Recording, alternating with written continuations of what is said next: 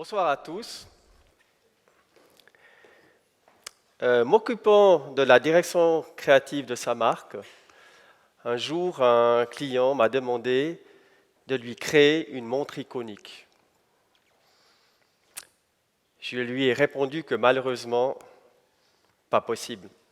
On ne crée pas des icônes.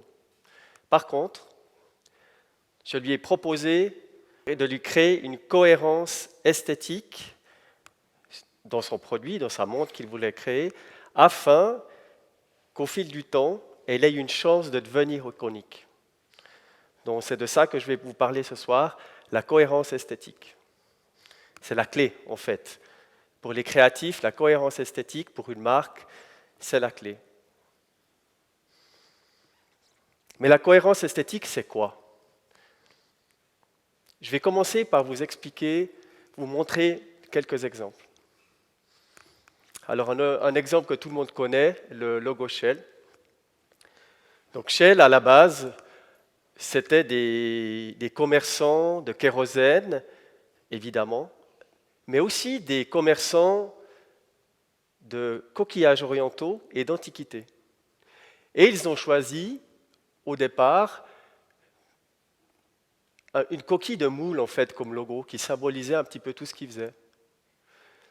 Alors on voit, c'est la première qui a été faite en 1901 et qui n'était pas, on va dire, qui était assez difficile à retenir. Et c'est quelques années plus tard qu'ils ont décidé d'évoluer, donc en gardant le même concept de base, le coquillage qui devient en fait un pétoncle, une coquille Saint-Jacques, qui est quelque chose de beaucoup plus graphique, beaucoup plus facile à retenir, qui va évoluer au fil du temps, au départ en noir et blanc, jusqu'en 1948, où là, la couleur arrive, le rouge et le jaune, avec le nom de la marque au milieu, qui va évoluer au fil du temps. Jusqu'en 1971, où Raymond Lévy, un designer très connu de l'époque, a redessiné le pictogramme de la pétoncle, qui devient le logo vraiment officiel qu'on le trouve encore aujourd'hui, mais sans le nom de la marque. Donc en 1971, le logo est modifié avec le nom de la marque en dessous et il va disparaître en 1999 où là, finalement, la corporate identity, le pictogramme de la marque n'a plus de nom. Donc là, on est dans un cas où au fil du temps, la marque n'a plus besoin de communiquer sur son nom, on connaît son pictogramme, on connaît son logo, parce qu'à la base, il y a une cohérence esthétique qui a été créée. Un autre exemple, la bouteille de Coca, que tout le monde connaît. Donc, à la base, elle n'a pas été au départ la même qu'on connaît aujourd'hui. Donc, en 1899, une bouteille a été créée, une bouteille assez standard, mais déjà avec un logo déjà très distinctif, qui est donc en relief sur le verre, et ensuite elle évolue. Il y a une étiquette, il y a un logo, elle va changer de couleur. Et c'est en 1917 que la marque vraiment décide de créer quelque chose de différent. Il voulait, le brief était qu'on puisse reconnaître cette bouteille dans le noir en la touchant. Et également, lorsqu'elle était cassée, quand elle était brisée au sol, on devait reconnaître que c'était une bouteille de coca. Et ensuite, la forme s'inspire d'une fève de cacao et elle s'appelle la bouteille contour. On la surnomme la bouteille contour qui va évoluer au fil du temps où on évolue la forme selon les tendances un peu d'époque, l'expérience, etc. Mais elle va rester toujours la même avec des petites variantes de proportions, de logo qui va être des fois en blanc, des fois il va être ton sur ton, juste en relief sur la bouteille. Donc au fil du temps, cette bouteille, elle est devenue iconique, on la reconnaît. Et ce qui a permis au fil du temps aussi, plus tard, lorsqu'on a changé les contenants, lorsque l'étiquette, la couleur est arrivée dans l'étiquette, on a utilisé d'autres matières, l'aluminium par exemple, on pouvait faire quelque chose de très différent vu que déjà cette bouteille était connue du grand public. Elle était devenue iconique. Un autre exemple, au niveau peut-être plus conceptuel, là, pour la marque Gucci, le concept du bambou. Donc le bambou, à la base, il a été utilisé, ce concept, pour faire une anse de sac à main, après la guerre en fait. Donc la marque avait des problèmes d'approvisionnement de matière et de cuir, donc, et ils ont décidé d'utiliser le bambou comme anse. C'était plus simple à l'époque d'obtenir ce type de matière. Et ça donnait quelque chose d'intéressant, et évidemment quelque chose au fil du temps qui est devenu iconique, qui était très distinctif sur le marché de l'époque. Et ensuite, ce concept est devenu tellement fort qu'on a décidé de l'utiliser dans d'autres typologies de produits, bouteilles de parfum, bijoux, montres, etc. Donc vous voyez que la cohérence esthétique, elle peut avoir un effet sur quelque chose qui évolue au fil du temps, un logo, un produit, mais aussi ça peut être conceptuel. C'est un concept qu'on va décliner sur plusieurs typologies de produits ou d'objets. Un autre exemple qui m'est plus personnel. La marque Fortis, spécialisée dans les montres de pilotes d'aviation, m'a redemandé d'évoluer une montre de pilote iconique qui existait depuis très longtemps, utilisée par les pilotes. Mais la marque avait aussi pour but de changer de position, on va dire, ils voulaient avoir plus de valeur, changer la position de leur produit, faire un produit un peu plus haut de gamme. Et pour faire ça, en fait, j'ai dû déconstruire un peu cette montre qui était iconique, bien analyser, et surtout m'immerger dans la marque et le monde des pilotes en particulier. Les pilotes, j'y connais rien, je ne connais pas du tout ce monde. Et c'est ça pour moi, c'est ça qui m'intéresse dans mon métier, dans la création, c'est de m'immerger dans des mondes différents. C'est ça qui est passionnant. La curiosité, c'est la base de la création, c'est la base des créatifs. Je dis toujours, un créatif, ce n'est pas quelqu'un avec un col roulé noir qui fait des grands dessins sur une feuille blanche. La plus grande qualité d'un créatif, c'est la curiosité. Et moi, dans un travail comme ça, je me suis immergé dans le monde des pilotes, en n'y concernant rien du tout, afin de lui amener quelque chose d'intéressant. Donc, je voulais amener de la valeur à cette montre en lui donnant une fonction. Pas juste redessiner des choses juste plus esthétiques. Donc, pour moi, la valeur était d'amener des fonctions. Et j'ai amené deux fonctions, donc le GMT sur une lunette tournante, que tout le monde connaît, mais surtout une fonction qu'on a décidée avec les pilotes, qui est une fonction toute simple, en fait, c'est la mise à zéro entre moins 5 secondes et plus 5 secondes, qui permet aux pilotes de se synchroniser lors d'un départ d'un vol.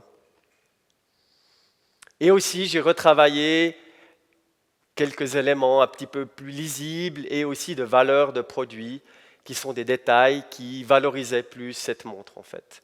Mais la base, là, ce qui m'a l'immersion dans cette marque, dans ce monde des pilotes, pour moi, la valeur ajoutée n'était pas de rajouter de la matière précieuse, c'était de rajouter une fonction, d'amener de la cohérence. Mon but étant qu'un jour, peut-être cette marque sera, ce produit, pas cette marque, cette ligne de produit sera peut-être évoluée par un autre designer. Donc il doit reconnaître les éléments pour pouvoir évoluer au fil du temps. On a vu un petit peu ce que c'était la cohérence esthétique, mais est-ce qu'il y a une méthode pour créer une cohérence esthétique? Il n'y a pas de méthode universelle. En fait, il y a plusieurs méthodes. Ça dépend de la typologie de produit ou de la marque ou pour qui on travaille. Il n'y a pas de règle précise. Donc ce que je vais essayer de vous montrer aujourd'hui, c'est quelques piliers, mes 3 piliers de travail qui me permettent de chaque fois d'inventer ou de créer des nouvelles recettes dans chaque cas afin de créer une cohérence esthétique pour une marque. Donc ça se repose sur 3 piliers, le pourquoi, la vision et l'architecture, ce que j'appelle l'architecture esthétique d'un pictogramme ou d'un produit. Le pourquoi. C'est très important de savoir pourquoi on fait quelque chose. Et ça, évidemment, ça ne dépend pas que de moi. Ça dépend de la management de la marque, de la stratégie, mais c'est très important aussi que le créatif participe à cette décision. Pourquoi on fait les choses? Ça paraît simple, mais c'est très important. Après, la vision, c'est le quoi. Qu'est-ce qu'on va faire, en fait? Par quoi on va commencer? Ou par quoi on va évoluer? Et c'est la vision, là, c'est peut-être un élément qui devient plus intéressant, où la direction créative, ou le designer, le créatif, va avoir plus d'importance. Mais c'est de là que tout part. Pas seulement la direction créative, mais également le marketing, l'engineering, la vente. Tout doit partir de la vision de la marque. Ce qui est très dangereux, mais qui est intéressant aussi, mais une grave erreur souvent, c'est de partir d'une étude de marché. Parce que l'étude de marché, elle va répondre à un moment précis. Elle va répondre à un besoin d'une clientèle à un moment précis dans le temps. Mais ce n'est pas dit que ce soit en cohérence avec la stratégie de la marque. Et ça, c'est très dangereux.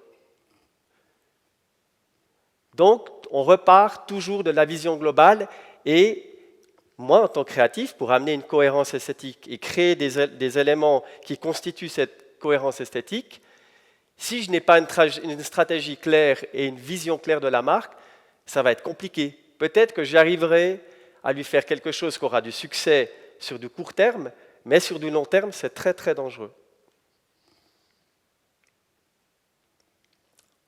Enfin, l'architecture. Lorsqu'on crée un logo, lorsqu'on crée un produit, lorsqu'on crée une communication pour une marque, ce qui est important, c'est de créer des éléments qui vont constituer cette cohérence esthétique, afin que des équipes créatives différentes puissent travailler avec une architecture, avec des outils, et finalement d'avoir une cohérence globale esthétique dans toute la marque qui part de logo à la communication et au produit. Donc là, je vous donne un exemple sur un produit, sur une montre, où je crée quand même une sorte de boîte à outils, avec chaque élément qui doit avoir une fonction, qui doit avoir un lien avec un autre élément. Le but étant de décomposer pour recomposer. Comme je l'ai dit auparavant, au fil du temps, peut-être un autre designer un jour, et spécialement si le produit a du succès et qu'il devient iconique au fil du temps, s'il a la chance de devenir iconique, un autre designer va pouvoir l'évoluer au fil du temps. Donc, je compose une sorte d'architecture qui permet, en décomposant, au fil du temps, qu'on puisse évoluer chaque élément, et on sait pourquoi il est là, et on sait dans quel sens et dans quelle évolution il se projette. Là, c'est un autre exemple. Je vais le passer très rapidement. Pour la marque Ebel, où là, on voit bien que finalement, entre la montre ronde et la montre carrée, ce sont les mêmes éléments qui composent cette montre, mais dans une montre carrée ou dans une montre ronde, mais on retrouve les mêmes éléments qui composent cette architecture. Et puis si on veut créer une montre, je ne sais pas, avec une autre typologie, une autre fonction, la montre ronde a un chrono, la montre droite, c'est juste une fonction simple, heure, minute, seconde, date, mais j'ai tous mes éléments qui permettent de développer au fil du temps des autres produits dans cette famille.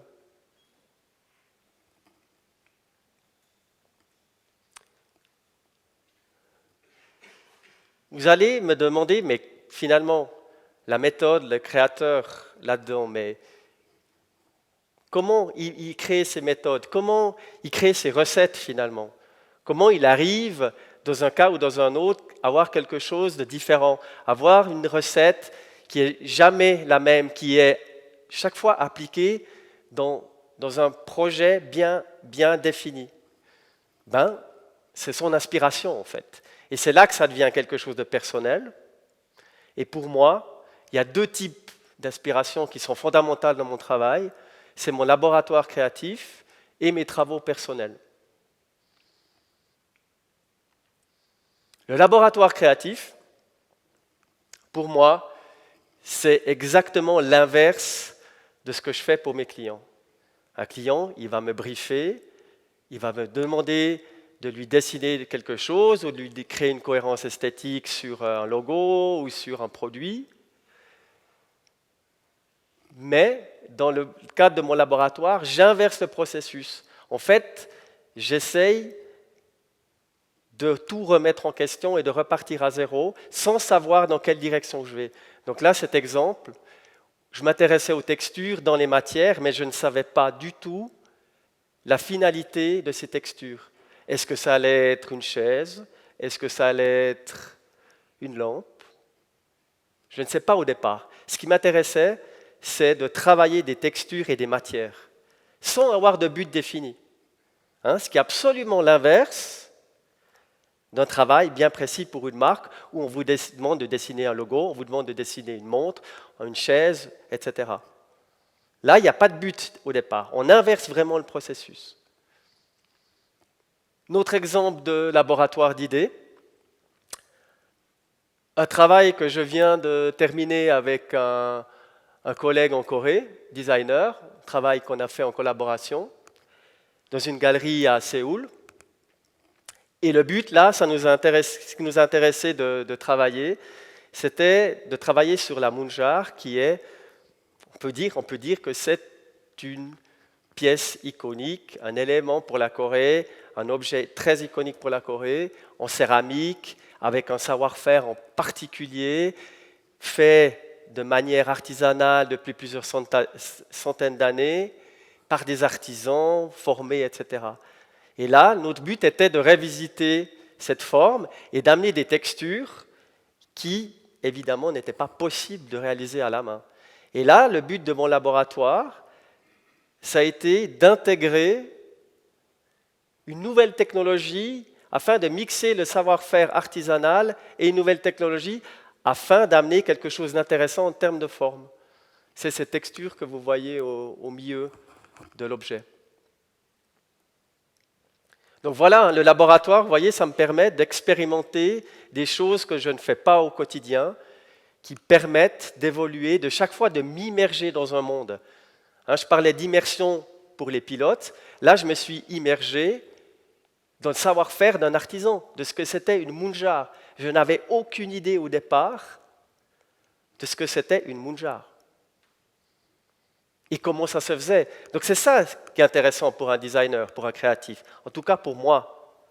C'est fondamental de chaque fois de m'immerger, de comprendre des mondes différents, de me plonger dans un univers, que ce soit une marque, que ce soit un process. Finalement, la curiosité, c'est toujours la même chose, ça fonctionne toujours la même chose. Ensuite, pour terminer, ça ce sont des travaux un peu plus personnels, des dessins, par exemple, un des dessins que... Et là, dans cette typologie de dessin, ce qui m'intéresse, c'est de créer des formes qui sont inexistantes dans la nature ou qu'on trouve dans aucune typologie d'objet, ou même je fausse les perspectives, des choses qui sont irréalisables, afin de me créer un catalogue de nouvelles formes, de manière abstraite. Et peut-être un jour qu'elles vont peut-être me servir dans un travail personnel, dans un travail très concret. Le but étant de me délier de tout ce que j'ai appris, de désapprendre tout ce que j'ai appris afin de remodeler quelque chose de nouveau peut-être dans un futur proche ou lointain. Voilà, j'en arrive au terme de cette conférence, à la conclusion. Et pour moi, la conclusion, c'est qu'on ne crée pas des icônes, on les construit. Voilà, je vous remercie de m'avoir écouté et bonne soirée à vous.